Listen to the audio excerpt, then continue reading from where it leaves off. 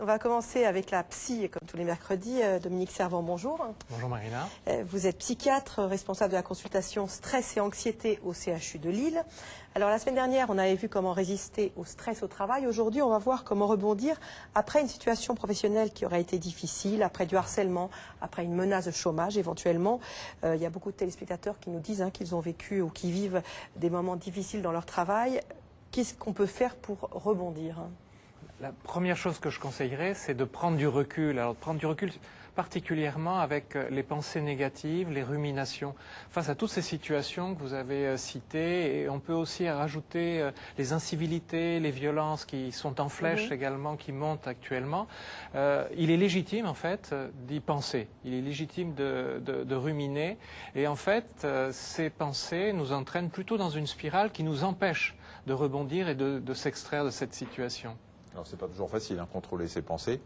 Comment on fait quand on n'est pas bien et qu'on n'arrive pas à se raisonner finalement et que ça revient en permanence? Alors, il y a un certain nombre de techniques et il y a une technique particulièrement qui est efficace, qui est la technique de méditation de pleine conscience. Alors, il y a un psychologue américain qui s'appelle Daniel Wegner qui a fait une expérience, qui a proposé une expérience à ses étudiants en leur demandant de ne pas penser à un ours blanc.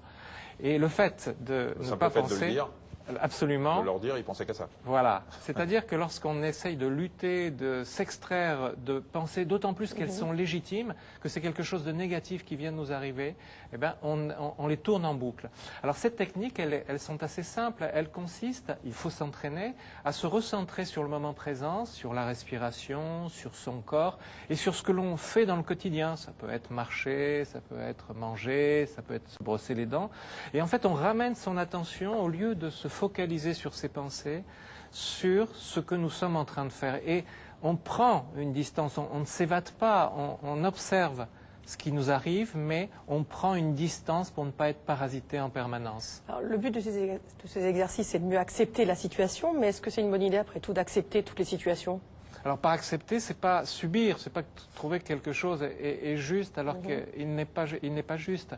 Il y a une formule qui dit on peut pas quitter un endroit où on n'est pas vraiment arrivé. Et c'est ça, arriver à une situation difficile. Et la lutte qui nous paraît tout à fait légitime ou la souffrance que nous mettons en place, en fait, nous empêche de nous extraire et de quitter cette situation difficile. La résilience c'est ça, la résilience de Boris Cyrulnik, finalement, c'est l'idée que si le traumatisme qu'on a vécu ne nous a pas tués, finalement, il nous fera avancer dans la vie. Absolument, oui. Il y a une formule, un proverbe éthiopien que j'aime beaucoup, qui dit ne blâme pas Dieu d'avoir créé le tigre, mais remercie-le de ne pas lui avoir donné des ailes. Et c'est aussi un petit peu cette idée de faire face. C'est vrai que c'est idéal, mais quand on pense à des gens qui sont au chômage, qui sont dans le fond du fond, qu'est-ce qu'on peut leur conseiller? Parce que leur dire, voilà, regarde ce qui est pire, c'est pas facile, il faut quand même les aider. Une chose importante, c'est de ne pas s'isoler et de garder justement ce contact, à la fois avec l'entourage professionnel, mais également avec son entourage personnel, et peut-être aller rechercher également un certain nombre d'activités qui sont des activités enrichissantes. Et là, on a plus de temps de les faire. Qui veulent s'isoler quand ça va pas, mais pas seulement stress au travail ou autre. Quand ça va pas, parfois on rentre dans sa caverne jusqu'à ce que ça aille mieux et on a envie de voir personne. Oui, je me souviens d'une personne qui avait perdu son emploi, qui était au chômage et qui refusait systématiquement toutes les invitations, toutes les soirées, parce qu'il disait les autres vont parler de leur boulot et moi, j'ai rien à dire.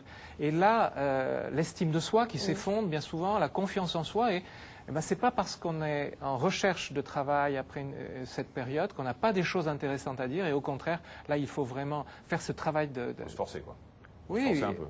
Aller vers les autres. Et voilà, aller vers les autres et garder une bonne estime de soi-même. Et puis, il faut aussi s'engager un peu dans des activités, dans quelque chose.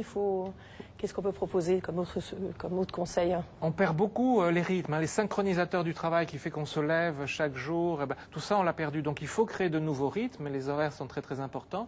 Les activités quotidiennes qui peut-être nous semblaient tout à fait banales ou que nous ne faisions pas, aller chercher ses enfants à l'école, s'occuper d'un certain nombre de choses, elles doivent être au contraire valorisées. Et puis, ces activités enrichissantes, il y a plein de choses que nous souhaiterions faire. On n'a pas le temps. Et là, je pense s'engager est quelque chose d'important. Merci beaucoup. On vous retrouve la semaine prochaine.